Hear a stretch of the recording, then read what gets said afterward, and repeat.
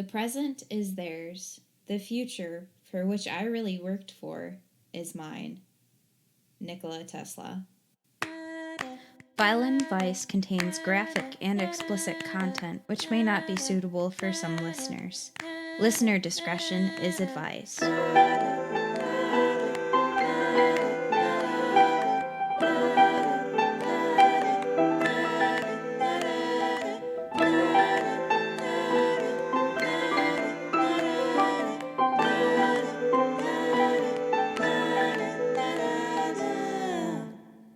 Hello, everyone, and welcome to Violent Vice. My name is Audi Griffith.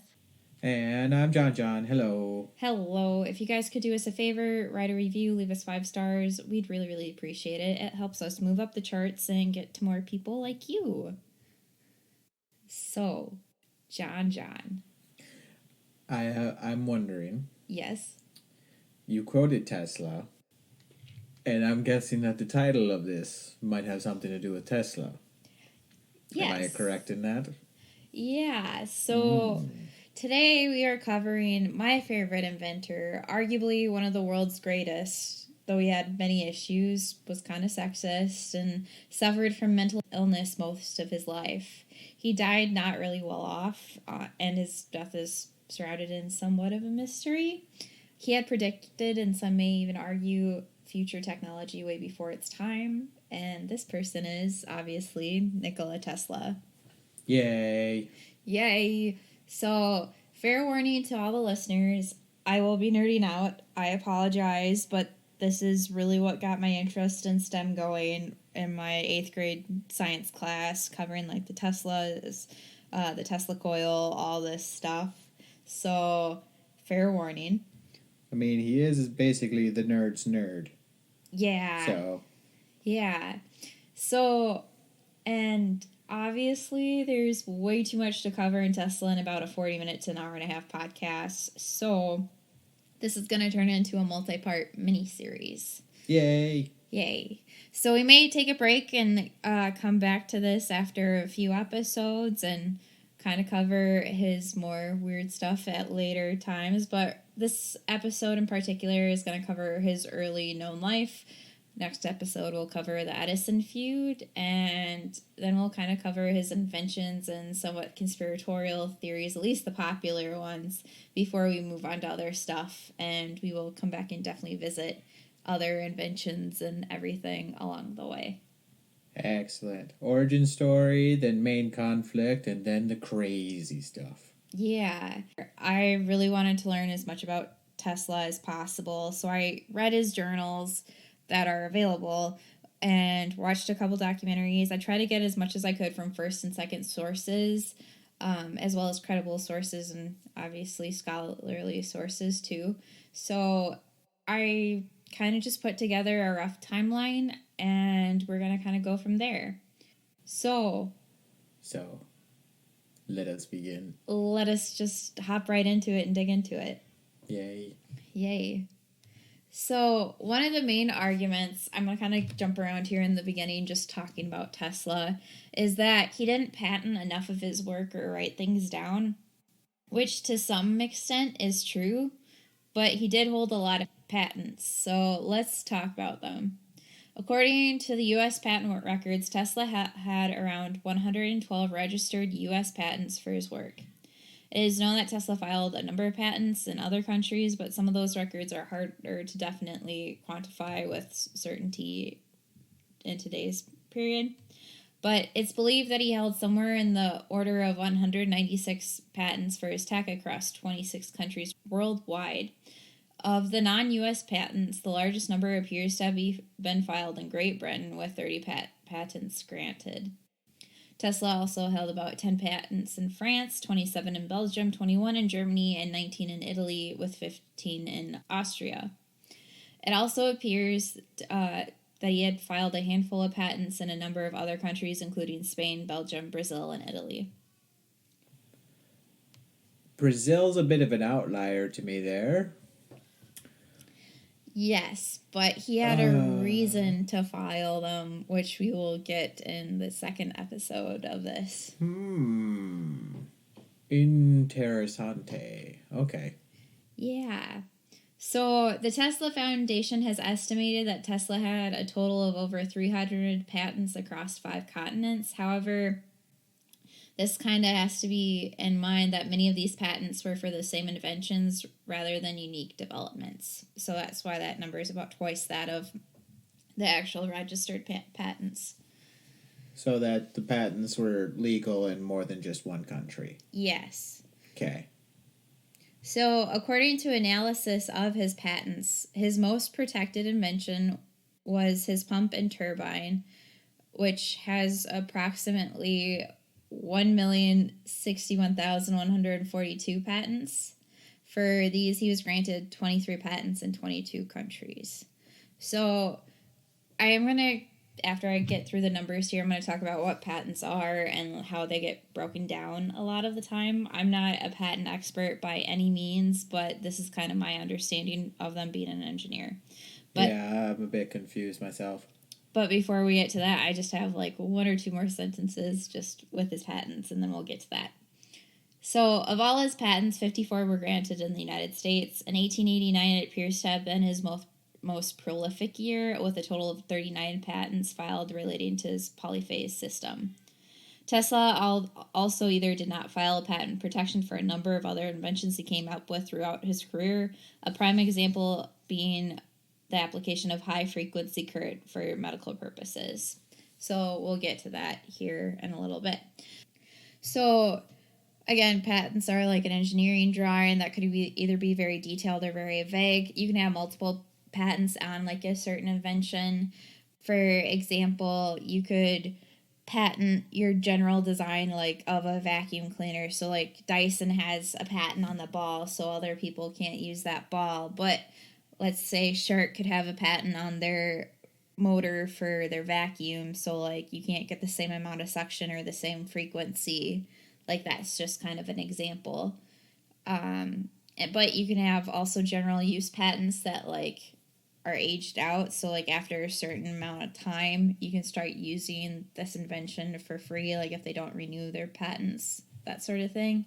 Like public domain stuff where you don't have to pay royalties or anything to something because it's either so old or like for public use. Exactly. Like patents are timed and you do have to renew patents or file a patent on your invention that's different if you want sole ownership of that invention.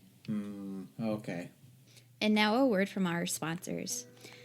Hey guys, so I'm here to talk to you about RavenyX.com. That's RavenyX.com. So I got their crop top, flowy top, and I absolutely love it. It's black, it's a cute crop top, it goes well with jeans, skirts, you name it. They have so much more to offer too, like boots, purses, shoes, tops, and skirts. I posted my crop top picture to Instagram. It's also on Facebook if you want to see. But if you guys want to head over there and use the code VILEADVICE, that's capital V, I-L-E, capital V, I-C-E, to get 40% off, you can get yours today too. Now, back to the show. So, kind of where Tesla ran into this as an issue is he was pretty vague throughout his inventions. He did most of his detailed work in his mind. He had an idiomatic memory. So he didn't have a need to write stuff down unless other people were making stuff for him. So that's kind of where that main argument comes in. That's not like a photographic memory, is it? That is. Like, I mean, no one has a true photographic memory, but it was pretty close. Okay. I'm not going to get into this because there's not a whole lot on it, but it was thought that also Tesla was like a high functioning like autistic person, so like he was very detailed oriented and focused. So like if you think of the movie Accountant, that's kind of the idea that I got off of him, but he was a bit more social because he also had to be like a salesperson to get sponsors. There's not like a lot of, there's about as much counter evidence as there is evidence of him being an autist, like a person with autism. Like if he was, it would be like high functioning? Yeah. Okay.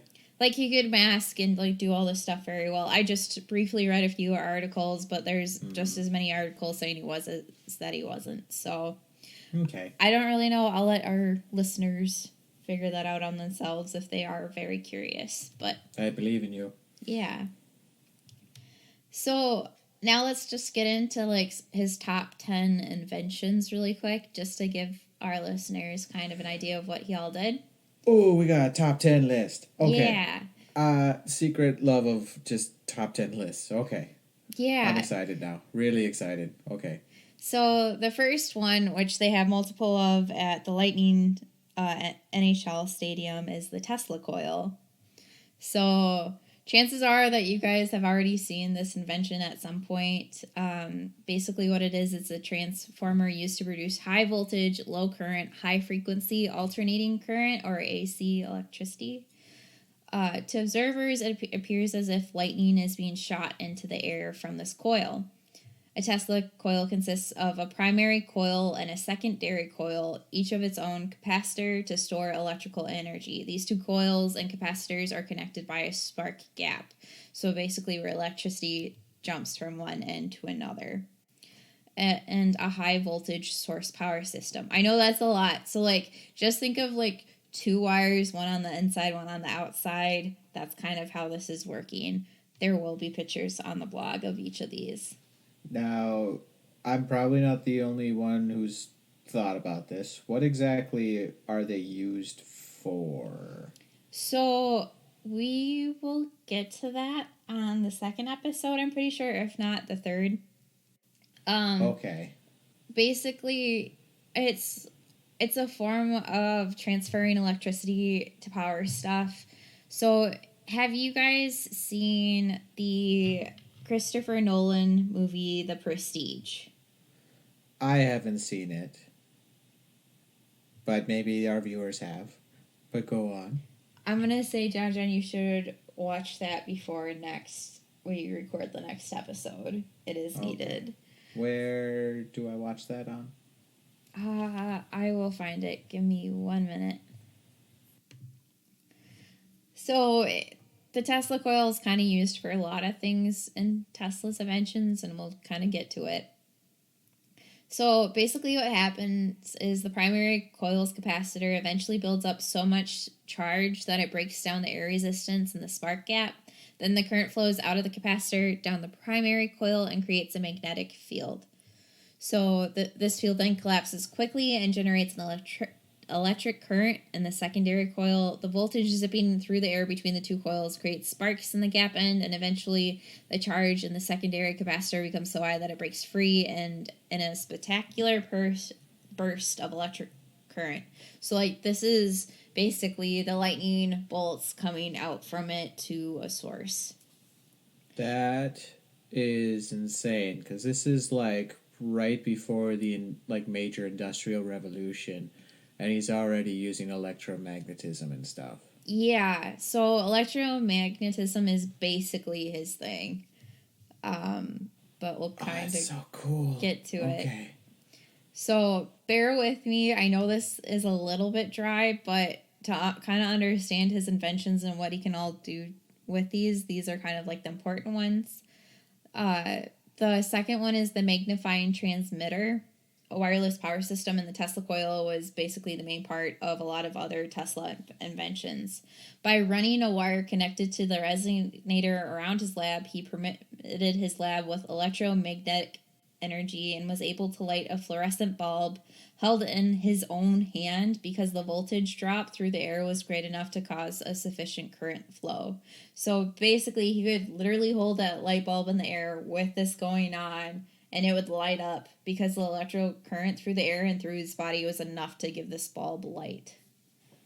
He was making things magic. Yeah, I mean, people definitely thought it was magic at the time. Uh-huh.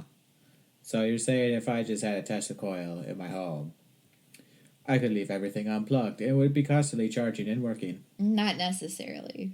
I am going to believe that by now, if we did it. You would need the magnifying transmitter with the Tesla coil attached for that to happen. But anyways, using this magnifying transmitter, he was also reportedly able to light a field of light bulbs at a distance of 1 kilometer. So this is the part in the Prestige that happens in his town in Colorado where he was working. He had basically a field of light bulbs out in the snow that he was able to light up at a time using this.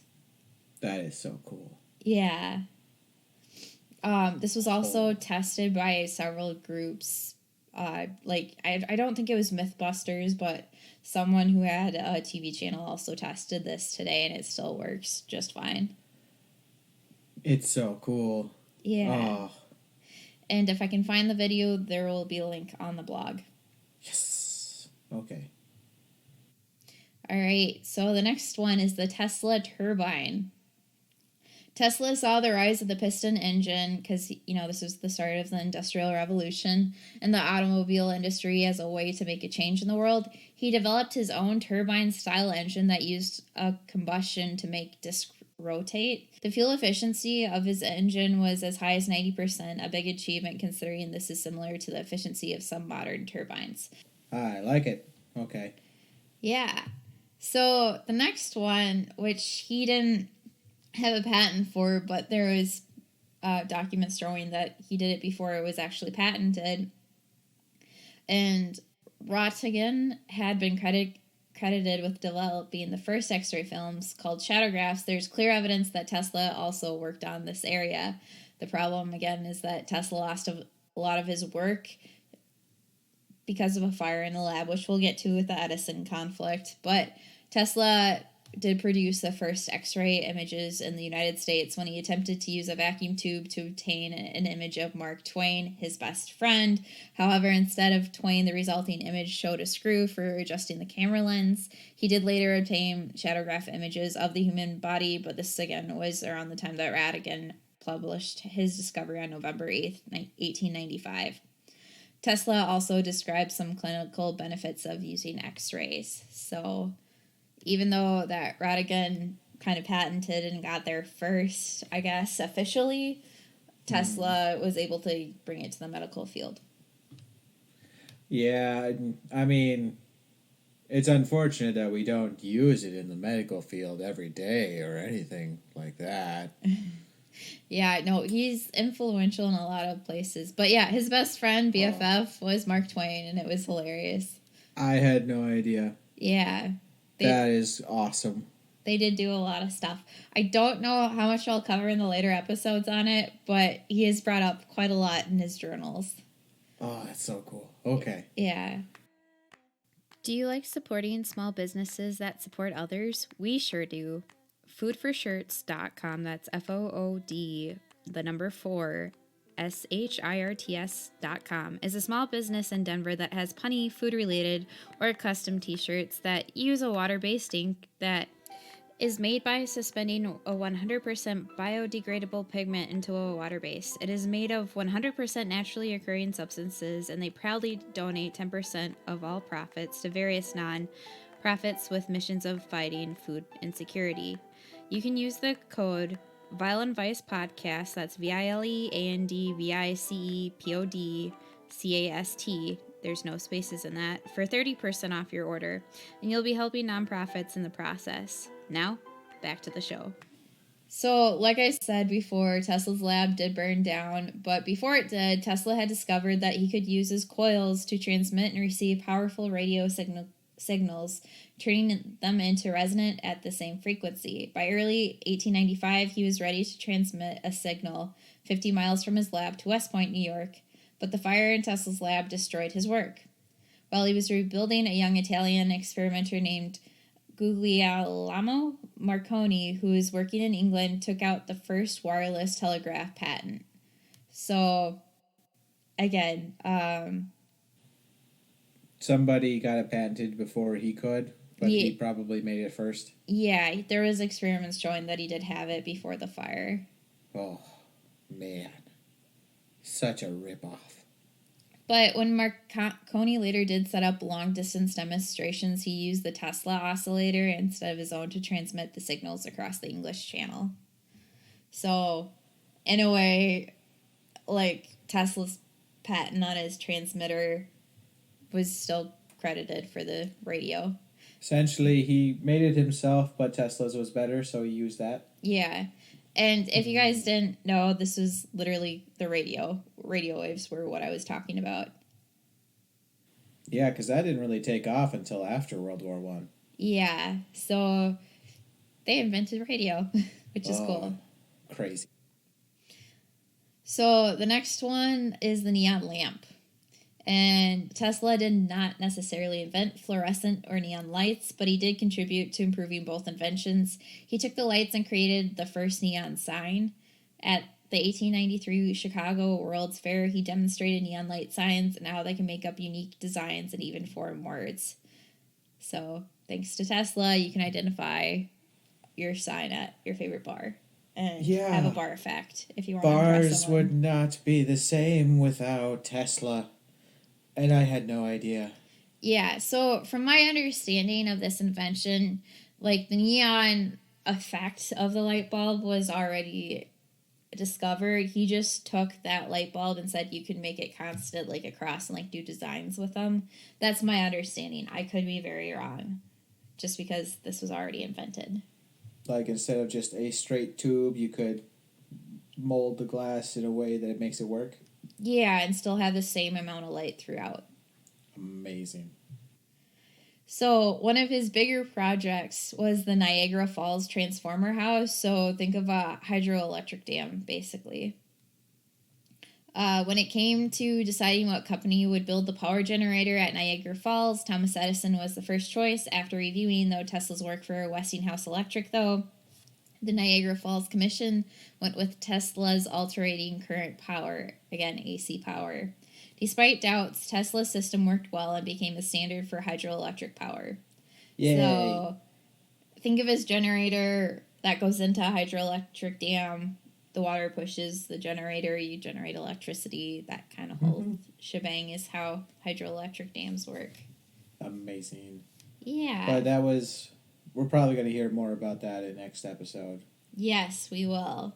Okay. But again, I kind of wanted to do teasers of where we were going with this because I feel like I want to grab our listeners in and get them excited for it, and then we'll learn all about Tesla. So, well, consider me teased. Nice. So, number 8 is the induction motor. It's the first AC communicator free 3-phase induction motor that was invented by both Tesla and Galileo Ferris. So this was a co-invention with Galileo Ferris. Oh my gosh, I cannot say Ferris today. But although Ferris presented his engine first in 1885, it was Tesla who filed for a patent first. So this was another thing where people were inventing the same thing at the same time. It was kind of a patent war. There is a huge thing on the Industrial Revolution about patent wars and everything, and you'll get into a bit of Tesla and Edison with that. But Tesla did do a bunch as other inventors at the time. So since they both kind of did it first, they are both credited for the induction motor. Okay. And I don't think it was completely independent. It's the concepts were probably I think that's what the sponsors were for, wasn't it? Because they wanted something that was like this, so a lot of people started getting the same idea with it. Yeah, that's kind of what happened. Okay. So just to kind of let you know what the induction motor is used in for today, it's commonly used in vacuums, blow dryers, power tools, that sort of thing. Maybe even electric cars? Maybe. But speaking about electric cars, he invented the radio-controlled boat. So an electric boat. I actually know the story about this one. Nice. Do you want to tell it? Well, brief synopsis, I'm sure you'll have more details. Essentially, he used radio signals to control the boat that was just a little RC boat. And he essentially told these onlookers that were there for the showing that if they just yell the directions, the boat will start going in them. But really, he just had to control behind his back the whole time. And everybody thought it was just a voice-activated boat. And that was magic until he brought it back and told him. That's funny. I didn't know that story part of that. Oh. That was the biggest goof that I know from Tesla. Where it's just these people don't know what's going on anyway. I'll just let them think it's magic and then say, no, I actually am controlling this. But Yeah. it's sort of just like, it could have been. People were believing it, and if they left early, they will think it is magic. Yeah. I mean, a lot of Tesla's inventions people did think were magic, and they were kind of actually afraid of that. And we'll get to it in the second episode, but Edison used that to his advantage. But Heck yeah. so kind of going on from John Jones' story, after being denied a patent because the patent office didn't think this was even feasible, he proved them wrong by demonstrating the boat at the electrical exhibition in 1898. So that's probably where this story happened. Not even last century, there were RC boats. That's amazing. I love this guy. Yeah, and then this one we did talk about in all the other inventions, but it's arguably his best invention and the most widely used and worldly used today, and that is the alternating current. So... Yeah, that's the one we use every day now instead of Edison's, where it could have possibly caused things to explode, right? Well, we use both of them every day, but we'll get to why this one's slightly better. I think, okay. So we'll have a guest on next week to kind of talk about the difference between AC and DC current. But... I love that band. AC, DC, yeah. Okay, there is a funny story about that, and we will get to that, and that will be my punny joke for next week, but... Yay! Yeah, no, there is a reason that they named themselves AC/DC and have lightning marks in their logo. Awesome. But anyways, kind of getting back to it, like I said, alternating current's kind of considered Tesla's crowning achievement. Well, not the inventor of AC power necessarily. He was the one that made it widespread. AC power allows for electricity to be sent over long distances much more efficiently. So when Westinghouse bought Tesla's AC patents and used them to bid on the lighting of the Chicago World's Fair, it was the obvious choice. And they were able to provide power for around $150,000, which is less than it would have cost using direct current. And I believe that was a third of the cost. And again, we'll get to it when we do that episode. Along with a very tragic elephant story. Oh, I wish you didn't bring that up. I know I'm going to have to cover that, but I hate Edison for that and for everything he did to all the other animals. Again, we'll get to it. There's a very pleasant Bob's Burgers episode based around that, which is amazing. Oh, geez. Very, very lovely music. I would recommend it. I have to see that now. Oh, I have so much homework. But again, I want it to be as accurate and scientific as possible. So again, I apologize if this is a little bit drier than normal. But I did take a bunch of notes from Tesla's journals as well as a couple other sources, which will be on the blog. So the journals that I'm talking about are from the Nikola Tesla collection. This includes My Inventions, The True Wireless, Talking with the Planets, The Problem of Increasing Human Energy, On Light and Other High-Frequency Phenomena. So it's just a collection of 4 books all in one bound book and everything, and it's written by Tesla. After this, I might need to talk to you about one particular thing I heard recently. All right. We can, on the conspiracy theory ones, we can speculate wildly, but this one I kind of want to be a little bit more scientific about. So No, we'll save it for that one, but yeah, I want to talk to you about it after we get done recording this one. Yeah, absolutely. I believe in it. Okay. So I do want to say Tesla does skip around in his journals a lot about his life, so I'm kind of pulling pieces together, and I have a couple other corroborating timelines to go about, so this will be kind of like how I do my sources and kind of write the story for this. And again, I did take the majority of my notes from his journals, them being a first source. So, Nikola Tesla was born in 1856 in Simlijan, Croatia, then part of the Austro-Hungarian Empire. Tesla was the fourth of 5 children. He had 3 sisters, Milka, Angelina, and Marika, and an older brother named Danielle. His father was a priest in the Serbian Orthodox Church, and his mother managed the family's farm.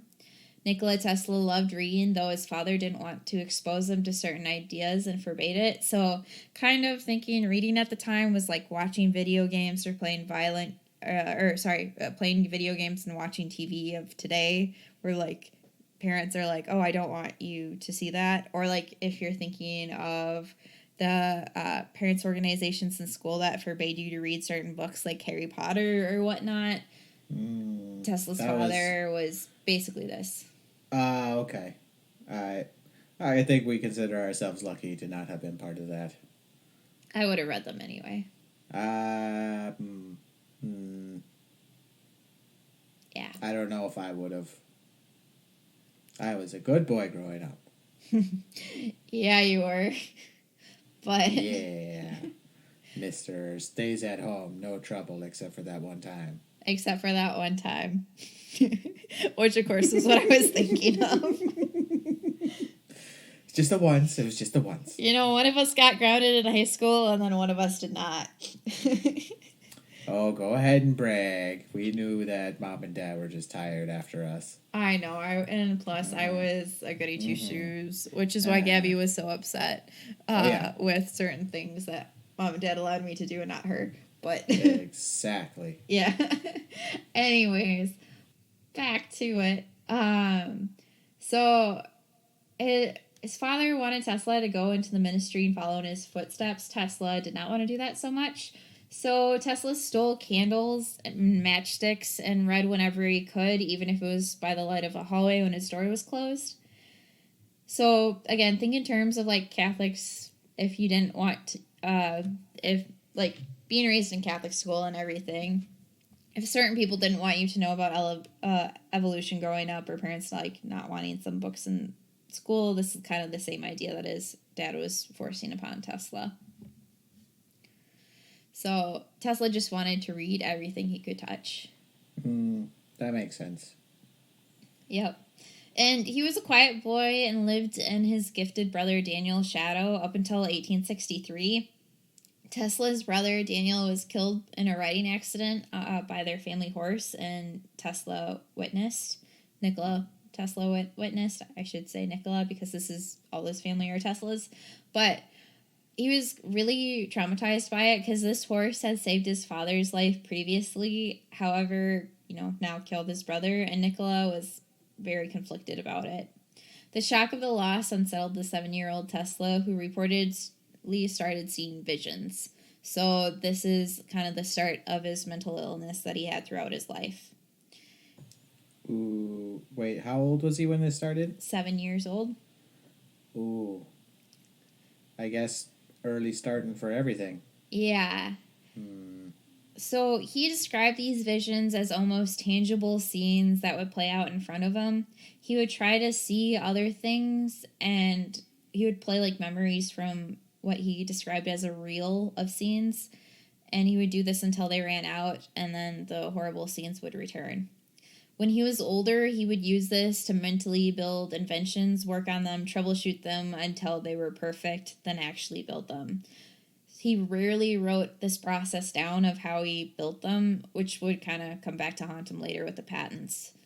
So kind of think of this and like his visions, like the process, like how Tony Stark uses Jarvis building the Mark I Iron Man suit in the Iron Man movie. Wait. He was working on a Jarvis? He wasn't working on a Jarvis. As he would work on inventions, he would like picture them mentally, have the parts come together, build them. like the hologram stuff. Yeah. But only mentally. Okay. Yeah. So just basically imagine that scene with Tony Stark and Jarvis like building the suit holographically, but that was in his mind. If that makes sense. I think so. There are some people that can see sounds and stuff like that. I think it might be along those lines of how he mentally viewed these things.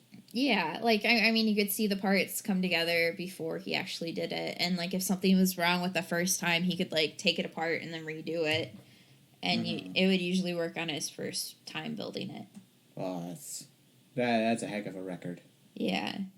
So he describes that during this time, he acquired strange likes and dislikes, such as he hated women's earrings and pearls, but liked women's bracelets.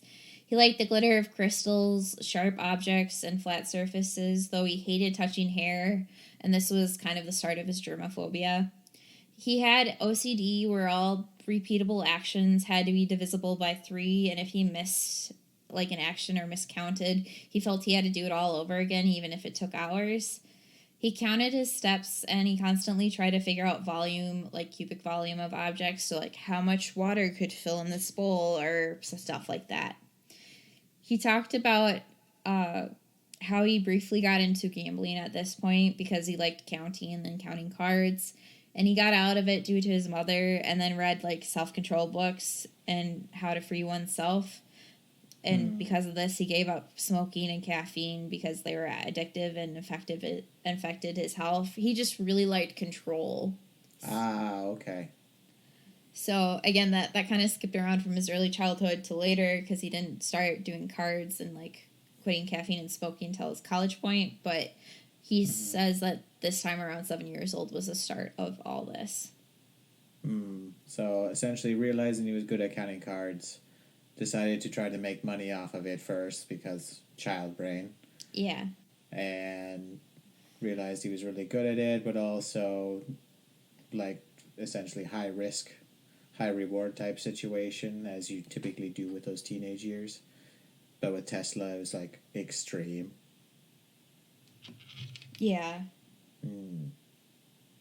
But he wanted to quit smoking after like he was in his early 20s. How long had he been smoking? Since 7? No, he didn't start smoking until later, but he just talked about, like, his wanting for control started when he was, like, at 7. Okay. Interesting. Yeah. So, it's at this point, too, he goes into all of his talents and experiences from his childhood. I don't want to say anything because it's his journals and everything, but like some of what he tells sounds or seems exaggerated, so I'm going to just leave it up to our listeners to go read about some of these experiences. Just because of the age he gave when some of these events occurred, he was really, really young, and I don't think he could have done those things at that age. But again, I'll let you decide if you read the book. Maybe like ambitious dreams or lies to himself, something like if that. Again, just kind of going back, the book is called The Journals of Nikola Tesla Collection, My Inventions, The True ROS, Talking with the Planets, The Problem of Increasing Human Energy on Light, and Other High Frequency Phenomena. So those are the books if you want to go read his childhood experiences. Tesla then tells us about 3 of his near-death experiences, 2 which were from sickness and 1 from almost drowning in a river. He describes his literal experience and how he discovered the no-slip condition, but history says Ludwig Prandtl did, or at least wrote it down first. So what happened is he went swimming in his river that he lived by like normal, and this river has been known to overflow, and that day it began to rise rapidly. It carried him downstream quite fast towards the falls. The river had walls from, I believe, a dam on the side. But the time Tesla made it to the side before the falls, the current was very, very strong, and he was really, really tired swimming against it. He discovered if he turned his body and hung on the wall, so he was hugging the wall, the current was way less strenuous on his body. He hung on until the river rose to the edge of the wall, and he hoisted himself to safety. The other 2 were again due to sickness. When he was older in 1873, he had contracted cholera for about 9 months and was pretty much on his deathbed. When his father asked if he could do anything to help, Tesla said if he could attend college for engineering, he might be able to will himself better. In that moment, his father then promised him he would attend the best college, and Tesla, like Lazarus, got better and basically rose from the dead. His father Even though he could scarcely afford it, did keep his promise. So, yeah. That probably... I don't know. I'm picturing an 18-year-old saying, I am dying. Maybe if I can get into a nice college, I could probably get better. Well, cholera at the time was known like to be deadly and everything, and he was sick for 9 months, so it was a long time. I don't know. Just the short blurb makes me think of that, but no, sounds pretty serious. Yeah. I think it kind of gave Tesla hope and something to look forward to, which is what his father wanted, and so that's how he could get better. So, kind of just rewinding a little bit, and to give kind of a little backstory to the time, college was not common back then except among the elite upper class, and even then it was not common and only men went. So, for Tesla to go was huge. Again, being raised on his farm, his dad was a minister, his mom ran the farm. They didn't come from much. So, like pretty much a rags to riches situation with that, if it worked out, which kinda, and then it didn't, but still, it's just like very unlikely situation, but it just somehow happened. Yeah, like I'm not going to say rags to riches because it didn't really work out like that, but they were able to get Tesla to attend college, which was above the means of the family at the time. So, to kind of rewind a bit, the exact schooling Nikola completed was primary school, followed by middle school, and then in 1870, Tesla moved to Karlovac and attended high school at the Higher Real Gymnasium, where the classes were held in German, as it was usual throughout schools within the Austro-Hungarian military frontier. Tesla wrote that he became interested in demonstrations of electricity by his physics professor there, and he wanted to know more about it. Tesla was able to perform integral calculus in his head, which prompted his teachers to believe that he was cheating. Though, I mean, we can talk about this next week, but if you remember, integrals were relaxing in Calc 2 and Calc 3, and, like, I liked Calc 3, but not Calc 2, and, Nobody likes Calc 2. No. What were your thoughts on calculus, John? Well, Calc 3 was interesting because it was different, but, like, still building on essentially what was in Calc 1, and Calc 2 was just difficult. Like, that was what Calc 2 was. It was just difficult.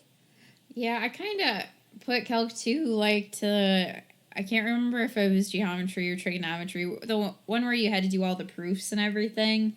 That's usually geometry. So, like, I kind of attribute at least some of that to there. I just didn't like whatever the unit was before Taylor's series. I was fine with Taylor's series, but everything before that was a little rough. Yeah, I don't know. It seemed like they put too much in one class with that. Like, they really rush you through it. But Calc 3 was like, it was hard, but it was interesting at the same time.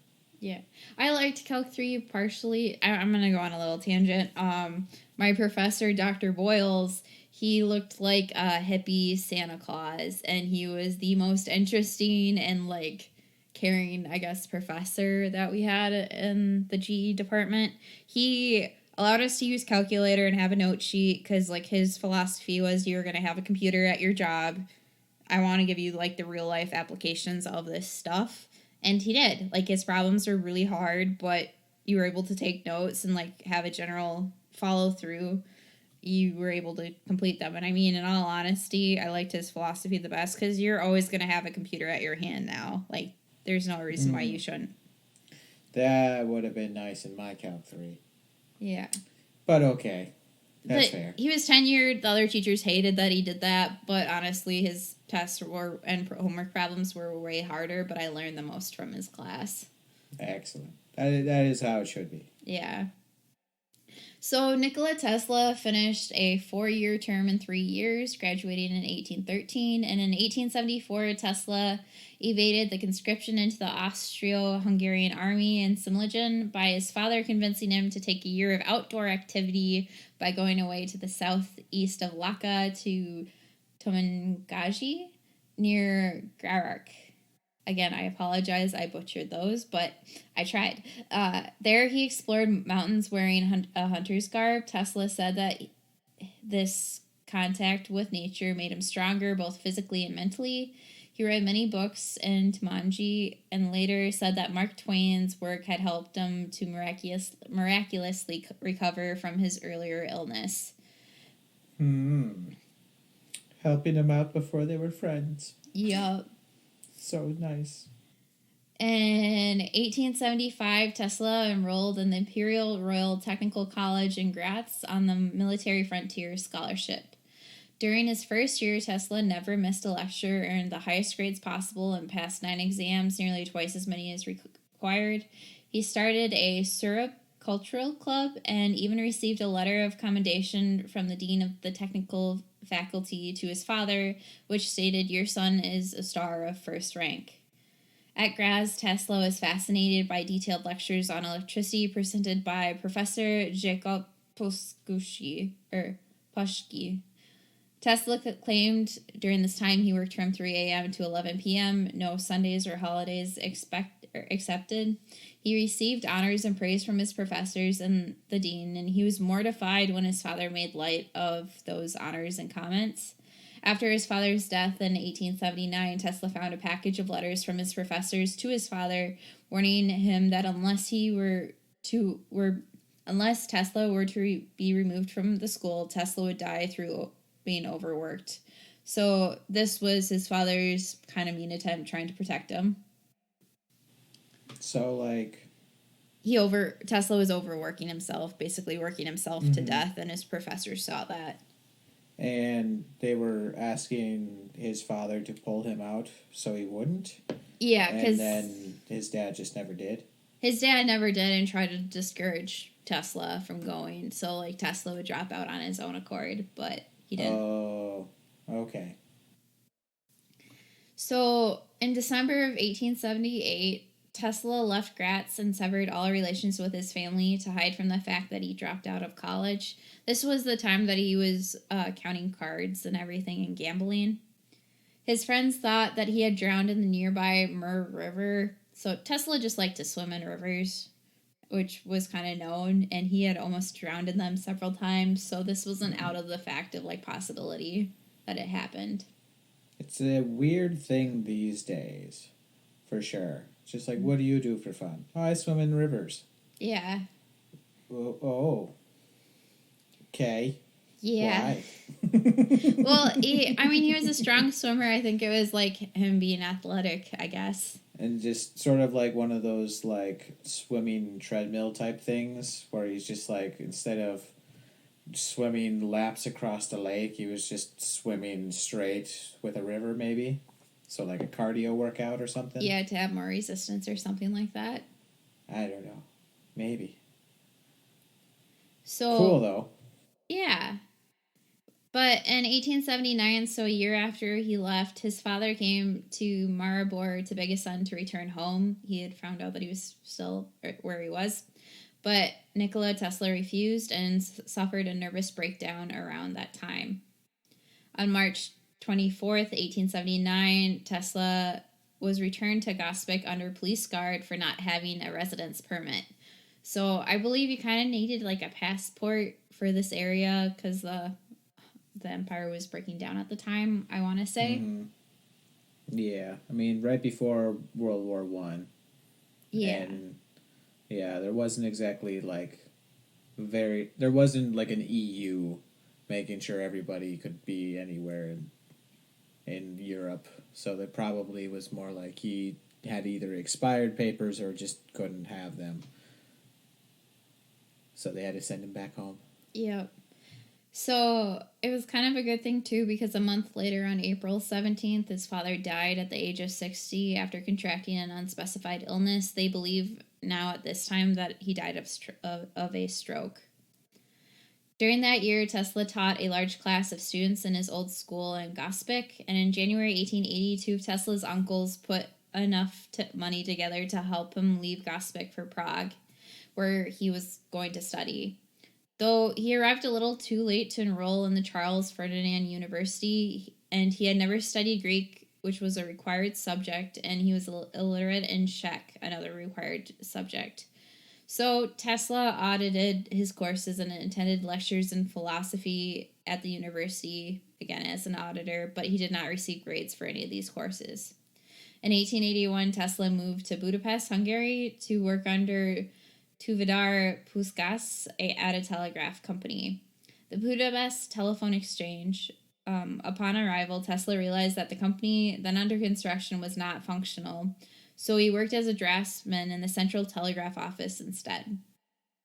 A few months later, the Budapest Telephone Exchange did become functional, and Tesla was allocated the chief electrician position. So basically, he moved back to the old company. Nice.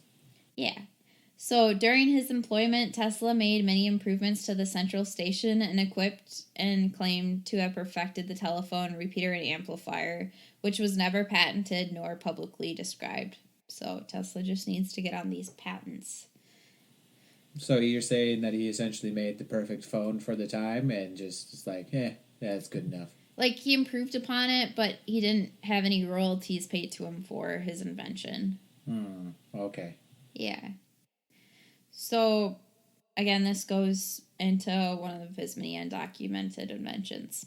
In 1882, Tudvar Puskás got Tesla another job in Paris with the Continental Edison Company.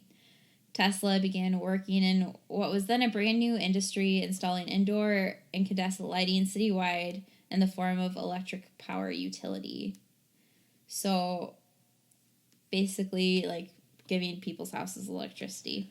But he was working for Edison? In Paris at the time. Under the Edison Company. Well, we'll get to it here in a minute. You're just jumping ahead. I know, but I'm enjoying myself. Yeah. So this company had several subdivisions, and Tesla worked at the Sauti Electric Edison, the division in Ivry-sur-Seine suburb of Paris, in charge of installing the lighting system. Again, I butchered those. I do apologize. There, he gained a great deal of practical experience in electrical engineering. Management took notice of this and his advanced knowledge in engineering and physics, and soon they had him designing and building improved versions of the generating dynos and motors. They also sent him on to troubleshoot engineering problems at other Edison utilities being built around France and Germany. So I believe this is where he got some of those patents in the other countries as well. So essentially, he started working there.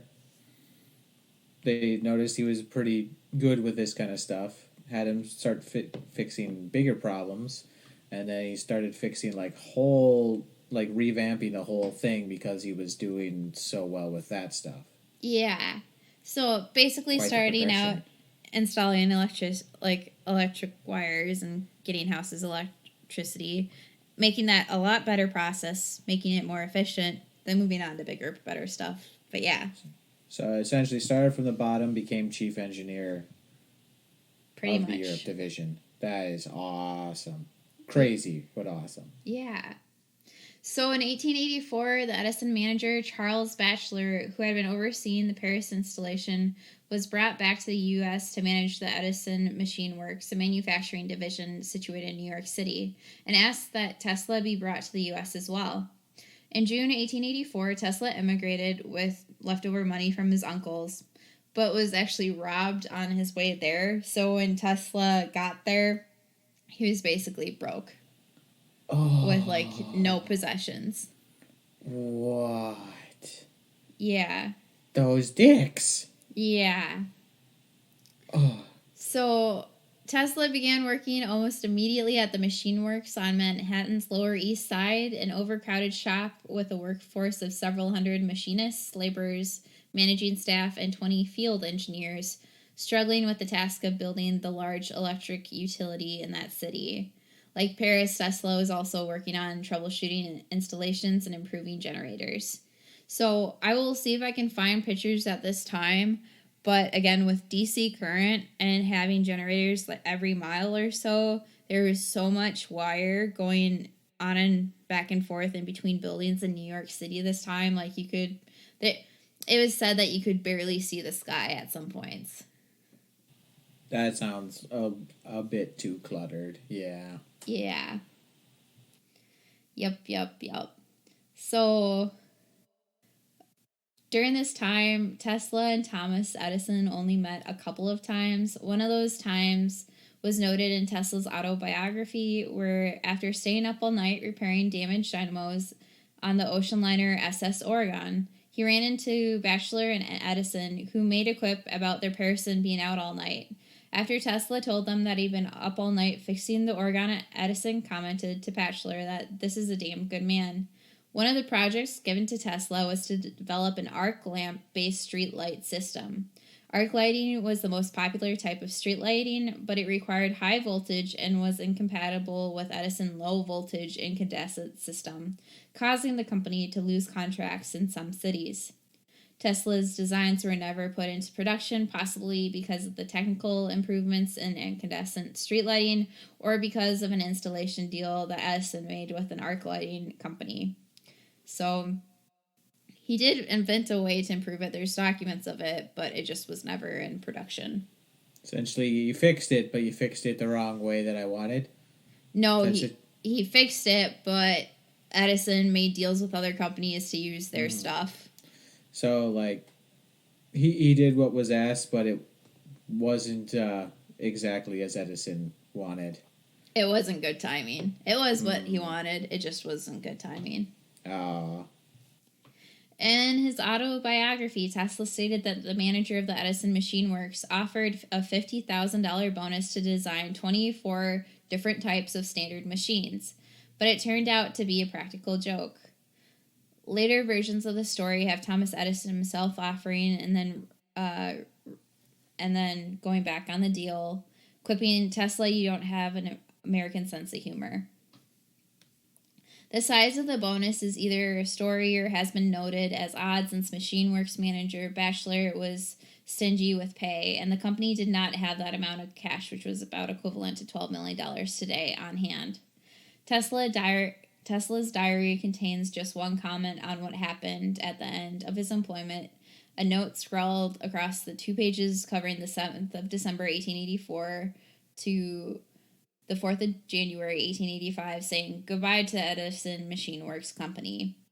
Because Tesla had done this, he had invented those 24 machines and wanted that $50,000 bonus and had been jilted from it. So, put in all that work for something that wasn't going to happen. Yeah, and this is kind of, again, where that autism comment comes in, like if he can't read social cues or whatnot. But... again, you can go either way on this. And Edison's a dick, so... I feel like that might have just been like a tactic to get people to make more patents faster. Yep. I will have strong opinions for next episode, but again, I gotta keep this reined in and scientific. But... okay. Yeah. I have strong opinions. But, yeah, so Tesla had only been working at Machine Works for a total of 6 months when he quit. And just for, like, a thing, he made more money digging graves than he did working at Machine Works. So that $50,000 he was going to use to invent his own stuff. Because at the time, he had ideas for all these inventions, but wasn't making enough to fund his own ideas. So it was good that he left when he did. Yeah. So essentially, he was doing high-end work for very low pay. Yes, and Edison and the Edison Company was known for not paying well. I don't like this guy. Yeah. So with Tesla leaving the Edison Company, we are going to stop there because the next episode will be the Tesla-Edison feud or the AC/DC war, whatever you want to cover. You've been thunderstruck. Okay, fun game to play while tubing down a river, let me just tell you. Ooh. Yeah, that's, I've only done it once, but very inebriated, so I didn't do so great. But yeah, I mean, that wraps up Nikola Tesla's early life, and we are an hour into this episode at this time, so glad I broke it up. Perfect. All right. Well, is that it from us then, Audie? Well, do you have any questions or anything that we've discussed so far? I very much enjoyed that there was a list of all those crazy inventions, some of which I very much had no idea about. And you know what? I'm excited for this next one because I feel like it's going to be a very heated episode. I will get fired up. I can guarantee you that already. But yeah. Oh my goodness. I'm excited. And yeah, like, I mean, I didn't know he worked on like x-rays and radio and everything. That was news to me. So like going through those inventions and like learning more about Tesla, this has definitely been an interesting stuff. But his fear of pearls, that I did know going into this, and he has a couple oddballs out there that we might get into in later episodes. But alrighty then. Yeah, I think there's something about pigeons too, but I'm not quite sure. Oh, he just took care of them and loved them. Yeah. He was a pigeon person. But yeah, so we will see you guys for next week for part 2 of Tesla, covering the Edison-Tesla war. So I know this episode wasn't very vile or vice, but it is a setup for next week, which we will cover a lot of stuff, and we'll have many warnings ahead of time because Edison was not a nice person to animals. No. So. But still, we'll see you next time. Yep. Bye-bye. See you.